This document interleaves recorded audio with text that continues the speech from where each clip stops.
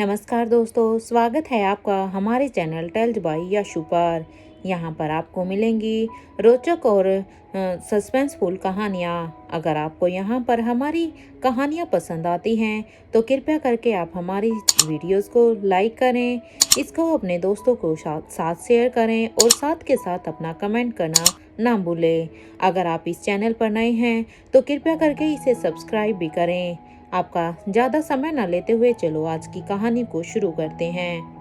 पिछले एपिसोड में हम सब ने सुना था कि यहाँ पर रेवती जैसे ही स्वाति मल्होत्रा के साथ मल्होत्रा हाउस में आती है तो एकदम से यहाँ पर रेवती को देखकर अब नानी माँ एकदम से ही अचंभित हो जाती हैं। उसे भी यहाँ पर मानो एक जोर का सदमा लगा हो, इसलिए वो यहाँ पर बिना रेवती से कुछ ज़्यादा बात किए बिना मिले अब वो यहाँ से सीधे ही अपने कमरे में चली जाती है। और जैसे ही यहाँ पर नानी माँ अपने कमरे में जाती है तो वो उसे वैसे लगता है जैसे अब खुद यहाँ पर रेवती की माँ आकर उससे सवाल कर रही हो। अब ऐसा लग रहा था जैसे शीशे में उसे सीधे ही यहाँ पर अवंतिका दिखाई दे रही थी। और उसे देखकर अब यहाँ पर नानी माँ सीधे कहती है, देखो अवंतिका, मुझे माफ़ कर दो, मैं बेकसूर हूँ, मैंने कुछ भी नहीं किया है। और यहाँ पर अब उनकी इस बातों को सुनकर अब यहाँ पर अवंतिका कहती है, तुम मेरी मौत की जिम्मेदार हो, तुम भी कभी अपनी जिंदगी में सुख नहीं भोग पाओगी। अब उसकी इस बात पर अब नानी माँ कहती है, देखो ऐसा मत कहो, मैंने तुम्हारे साथ कुछ भी गलत नहीं किया है, मेरी बस इतनी गलती थी कि तुम्हारा साथ देने के लिए मैंने बस अपने पति से इसके बारे में बात कर ली। यहाँ नानी माँ की आंखों में अब आंसू आ गए थे और वो अब लगातार बस एक ही बात कह रही थी, मैंने कुछ भी गलत नहीं किया है, मैं बेकसूर हूँ। जहाँ एक तरफ नानी माँ अपने ही गिल्ट में थी क्योंकि सालों पहले की बातें मानो अब नानी माँ को आज की ही नजर आ रही थी। ऐसा लग रहा था कि जो अवंतिका उसकी वजह से कभी सालों पहले मर गई थी वो अब खुद इंसाफ मांगने के लिए नानी माँ के सामने आई है, या फिर उसने अपनी बेटी रेवती को यहाँ पर मल्होत्रा हाउस में भेजा है। जहाँ एक तरफ नानी माँ ये सब सोच रही थी तो वहीं दूसरी तरफ एक लोकेशन पर यहाँ पर 80 से 85 साल का एक आदमी अभी पियानो बजा रहा था। जब ये आदमी यहाँ पर पियानो बजा रहा था कि तभी उसके कानों में अब एक आवाज आती है, बॉस वो क्या है ना कि आपके प्राइवेट मेल पर किसी ने आपसे अपॉइंटमेंट की रिक्वेस्ट की है, वो आपसे मिलना चाहता है। तो मैं उस आदमी को क्या कहूँ, क्या जवाब दूँ मैं उसे, क्या आप उसके साथ मिलना चाहते हैं या नहीं। इधर उस आदमी की ये बात सुनते ही अब वो आदमी जो कि अभी भी पियानो बजा रहा था वो भी पियानो बजाते हुए ही कहता है, मुझसे कौन मिलना चाहता है कौन नहीं ये सब तो तुम छोड़ो, पहले तुम मुझे ये बताओ कि जो काम मैंने तुमने दिया था क्या तुमने वो कर दिया है। क्या तुमने पता लगाया है कि अनंता ने जिस बच्चे को जन्म दिया था वो बच्चा कहाँ पर है। क्या तुम उस बच्चे के बारे में पता लगा पाए हो। अब तक तो वो भी खुद कई साल का हो गया होगा, लगभग 60-65 के आसपास तो लगभग हो ही चुका होगा। इस बात पर अब उसका वो आदमी कहता है, ये आप क्या कह रहे हैं बॉस। अरे मैं अभी तक मैं उस तक अभी नहीं पहुंच पाया हूँ, इवन मैं उसके बारे में कोई भी जानकारी एकत्रित नहीं कर पाया हूँ। वैसे आपने तो खुद ही उस बच्चे को अपना नाम दिया था ना, क्योंकि आप तो खुद उसके जन्म में ही उसके पिता बने थे एक डॉक्यूमेंट पर। अब उसके इस बात पर अब वो आदमी कहता है, हाँ बना था, क्योंकि उस बच्चे का पिता उसके बर्थ सर्टिफिकेट पर का पिता मैं ही बना था। लेकिन तुम्हें शायद अनंता के दिमाग का अंदाजा नहीं है। अरे वो अनंता कोई ऐसी वैसी नहीं, वो बहुत ही एक चालाक औरत है, जो वो सोच सकती है ना वो तो कोई भी नहीं सोच सकता, क्योंकि वो इतनी दूर की सोच सकती है कि कोई उसकी सोच तक पहुंच ही नहीं सकता। अरे वो लड़की जिस लड़की के क्योंकि जिस बच्चे पर के नाम का मैं पिता बना था, वो उसकी बेटी थी ही नहीं, क्योंकि वो उसकी रियल बेटी नहीं थी। अरे जब मैंने खुद उस लड़की का डीएनए टेस्ट करवाया था तो मुझे पता चला कि उसका रिजल्ट नेगेटिव आया था। वो मेरी बेटी थी ही नहीं। एक काम करो, अनंता की बेटी कहाँ है उसे ढूंढो, क्योंकि अनंता की बेटी तक पहुंचना अब हमारे लिए बहुत ही जरूरी हो गया है। क्योंकि इतने सालों से, अरे अनंता भले ही ये मर चुकी हो, लेकिन देखो उसका वो इतनी शातिर थी कि उसके दिमाग तक आज तक हम नहीं पहुंच पाए हैं। अरे इतने सालों में भी आज तक हम ये नहीं पता लगा पाए कि अनंता की वो बेटी है कौन, क्योंकि जिस बेटी को हम अनंता की बेटी मानते हैं वो तो अनंता की बेटी है ही नहीं। यहाँ पर अब अपने उस बॉस की ये बात सुनते ही अब वो आदमी कहता है, जी बॉस, मैं कोशिश करता हूँ। और इधर ये कहते हुए ही वो आदमी अब यहाँ पर अपने बॉस को ग्रीट करते हुए यहाँ से जाने ही वाला था। वो जैसे ही मुड़ा तब अभी पीछे से उसे अब वही आदमी अब पीछे से उसे आवाज लगा कर कहता है, वैसे वो कौन है जो मुझसे मिलना चाहता है, क्योंकि तुम जब यहाँ पर आए थे तुम मुझसे कह रहे थे कि कोई मुझसे मिलना चाहता है। अब अपने बॉस की इस बात पर अब वो आदमी कहता है, बॉस वो उस शख्स का नाम है मिस्टर करण गुलेरिया। वो आपसे मिलना चाहते हैं। उन्होंने आपके ईमेल अकाउंट पर एक ईमेल भेजी है ताकि उन्हें आपसे मिलने के लिए अपॉइंटमेंट मिल सके। आप क्या कहना चाहते हैं इसके बारे में, क्या मैं उन्हें अपॉइंटमेंट दूं या नहीं।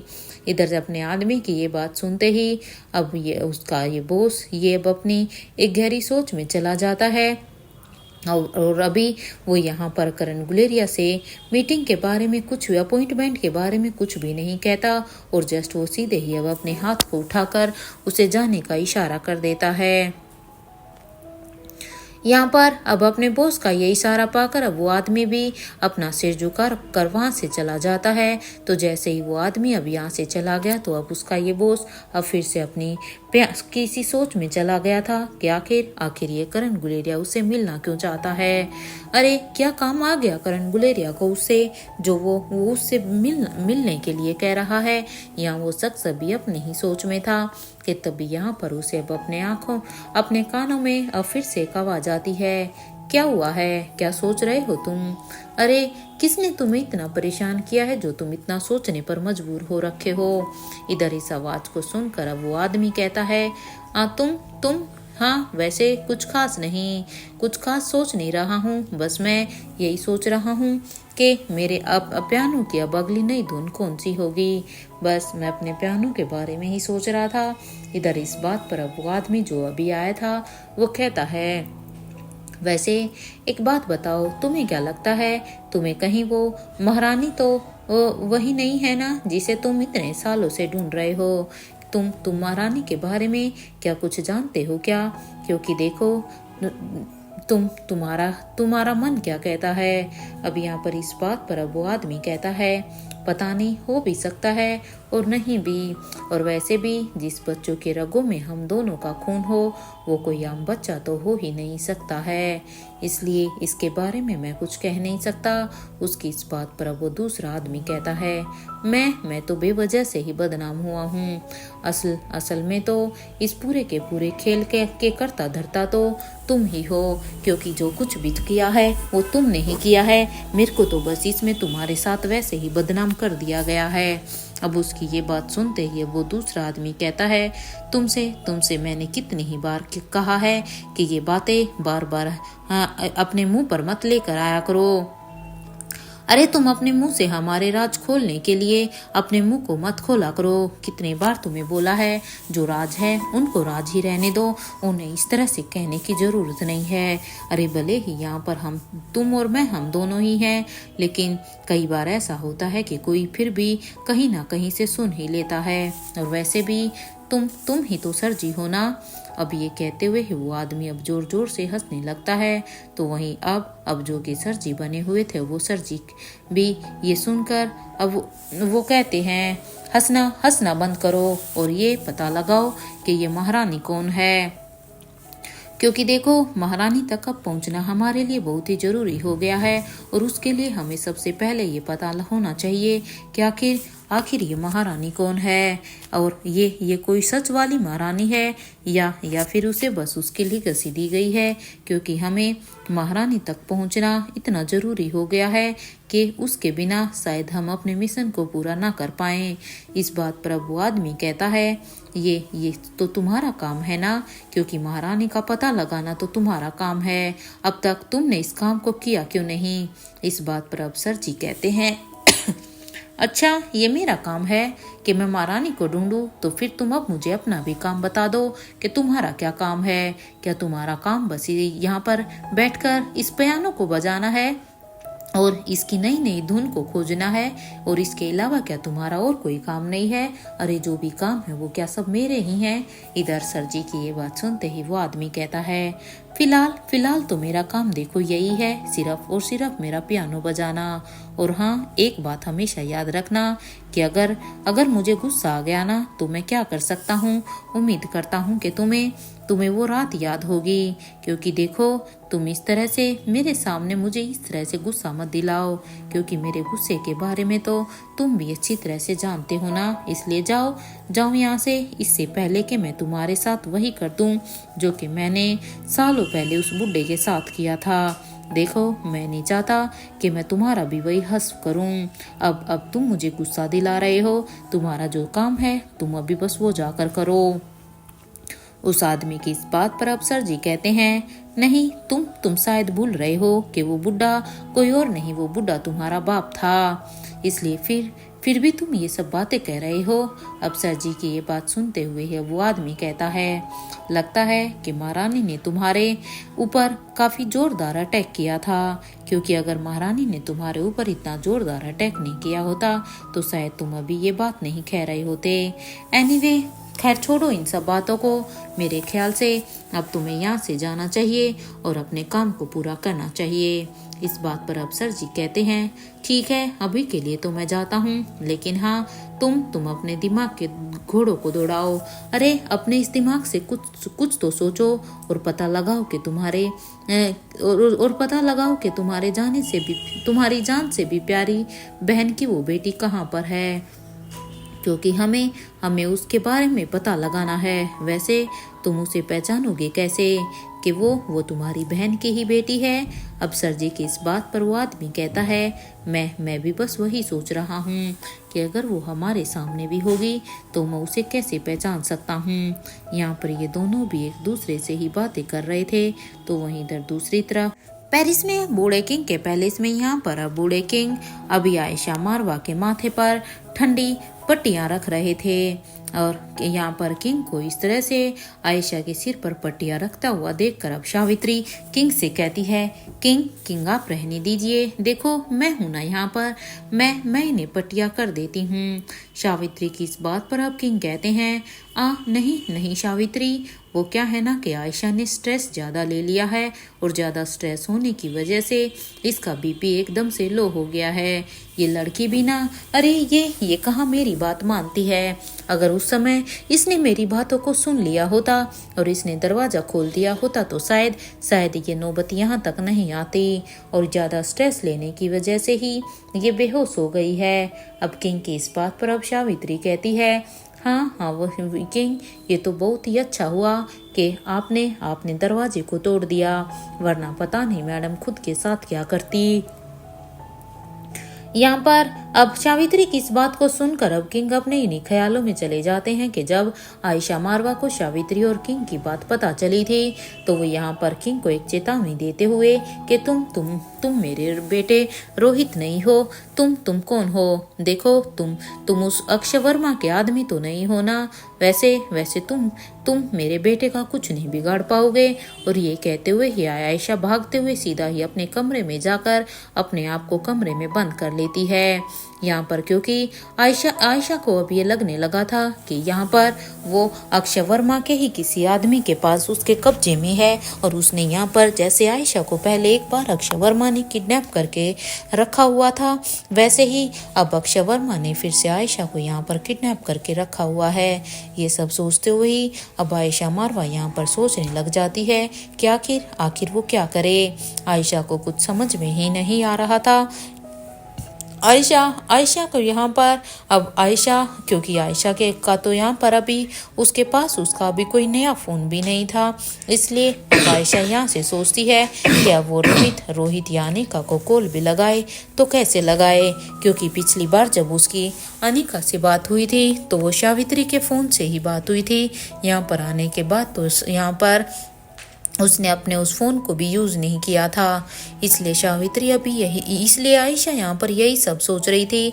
उसे कोई फाइनल रास्ता यहाँ से निकलने का नज़र ही नहीं आ रहा था।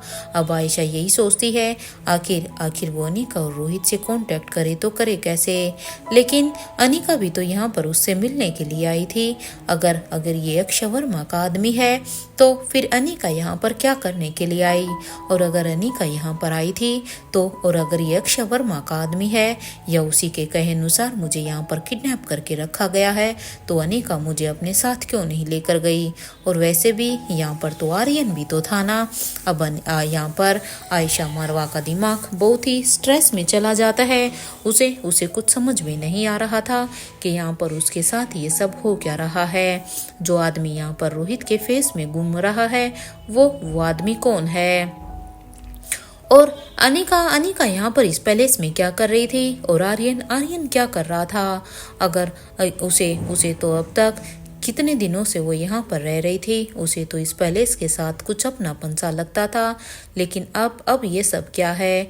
कुछ तो है जो उसकी आंखों के सामने तो है, लेकिन उसे दिखाई नहीं दे रहा है, उसे समझ में ही नहीं आ रहा है। आयशा मारवा यहाँ पर अब अपने दिमाग पर काफ़ी जोर डालने की कोशिश कर रही थी, लेकिन यहाँ पर चीज़ें इतनी उलझी हुई थी कि उसके दिमाग में वो किसी भी कंक्लूजन तक पहुँच ही नहीं पा रही थी। और इधर दूसरी तरफ से किंग और सावित्री दोनों ही यहाँ पर आयशा मारवा के दरवाजे को नॉक कर रहे थे। किंग अब यहाँ पर बार बार आयशा से रिक्वेस्ट कर रहे थे, आयशा देखो दरवाजा खोल दो, जो भी बात है हम आमने सामने बैठकर करते हैं। लेकिन इधर आयशा अब किंग की किसी भी बात का जवाब नहीं दे रही थी। वो भी यही कह रही थी, मैं किसी भी हालत में इस दरवाजे को नहीं खोलने वाली हूँ, चाहे कुछ भी हो जाए। इधर किंग बार बार बस आयशा से दरवाजे को खोलने की रिक्वेस्ट ही कर रहे थे, क्योंकि किंग अब ये बात अच्छी तरह से जानते थे कि आयशा पहले जैसी वो स्ट्रोंग आयशा नहीं रही थी। अब वो, क्योंकि जब उसने नताशा के बारे में वो बताने के लिए वहां पर आई थी, तब भी वो वहां पर बेहोश होकर गिर गई थी। इसलिए किंग को यहाँ पर दरवाजे पर खड़े होकर भी बस आयशा की ही चिंता हो रही थी कि आयशा को फिर से कहीं कुछ ना हो जाए, कहीं आयशा फिर से बेहोश ना हो जाए, कहीं आयशा को पैनिक अटैक ना आ जाए, क्योंकि उसे आयशा की बहुत ही चिंता हो रही थी। लेकिन वो आयशा को तभी कुछ कह सकते थे अगर आयशा यहाँ से दरवाज़ा खोलती, लेकिन आयशा मारवा थी कि वो तो दरवाज़ा खोलने के लिए तैयार ही नहीं थी। इधर किंग के बार बार रिक्वेस्ट करने के बाद भी जब आयशा मारवा ने दरवाजे को नहीं खोला, तो किंग यहाँ पर, क्योंकि आयशा मारवा के कमरे में यहाँ पर एक स्लाइड लगी हुई थी, और किंग अब यहाँ पर सोचते हैं कि क्यों ना वो उसी से देखे कि आखिर अभी आयशा कर क्या रही है। लेकिन अब यहाँ पर जैसे ही किंग वहाँ से जाने की सोचते हैं कि अभी वो अपने कमरे में जाकर अब यहाँ पर अपने लैपटॉप के थ्रू अब वो यहाँ पर आयशा को देख सकते हैं कि आयशा कमरे के अंदर ठीक है या नहीं। इसलिए वो यहाँ से जाने ही वाले थे कि तभी आयशा के कमरे से अब एक तेज अलार्म बजने लगता है। अब यहाँ पर इस अलार्म की आवाज़ को सुनकर अब किंग एकदम से ही घबरा जाते हैं, क्योंकि अब उनके पास कोई ऑप्शन नहीं था। किंग अब सोचते हैं जरूर आयशा को कुछ हुआ है जिसकी वजह से ये अलार्म बज रहा है। आयशा ठीक तो है ना, कहीं वो पैनिक अटैक में तो नहीं चली गई।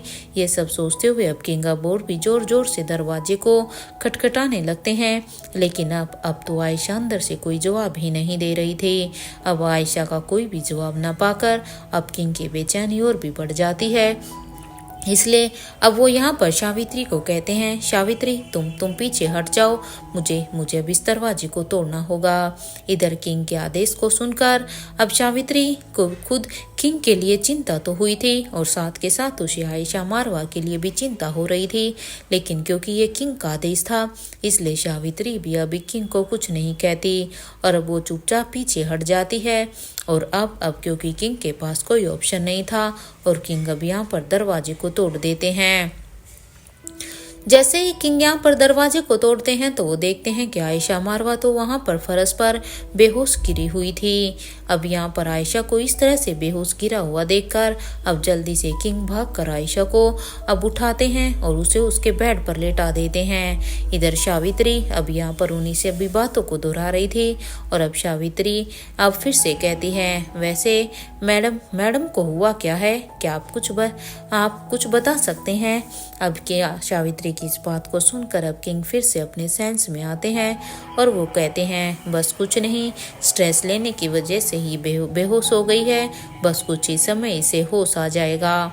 अब यहाँ पर सावित्री कहती है, वो तो किंग अच्छा हुआ अपने समय रहते मैडम को संभाल लिया, वरना पता नहीं मैडम अपने खुद के साथ क्या कर लेती। सावित्री की इस बात पर अब किंग कहते हैं, वैसे अभी ये स्टेबल है सावित्री और कुछ देर बाद में इसे होश आ जाएगा, उसके बाद हम इससे बात करते हैं। और ये कहते हुए ही किंग अब अपनी जगह से उठकर जाने ही वाले थे कि तभी अब किंग को एहसास होता है कि यहाँ पर आयशा मारवा जो कि अभी भी बेहोशी में लेटी हुई थी, बेहोशी में भी यहाँ पर उन्होंने किंग का हाथ पकड़ा हुआ था। इस तरह से ये देखकर अब एक पल के लिए किंग के चेहरे पर एक स्माइल आ जाती है। अब वो यहाँ पर अपने मन में सोचते हैं कि वैसे तो वो उसे देखकर अभी यहाँ से वो उसे देखकर कितनी बुरी तरह से भागी थी कि उसे उसके ऊपर यकीन भी नहीं हो रहा था कि वो यहाँ पर जिस पैलेस में है वो पैलेस उसके लिए बिल्कुल सुरक्षित है। और दूसरी तरफ से देखो कैसे बेहोशी में भी उसकी कलाई को पकड़े हुए हैं। और ये सब देखकर अब किंग अब अपनी कलाई को आयशा मारवा के हाथ से छुटाते हैं और अब वो वहाँ से चले जाते हैं।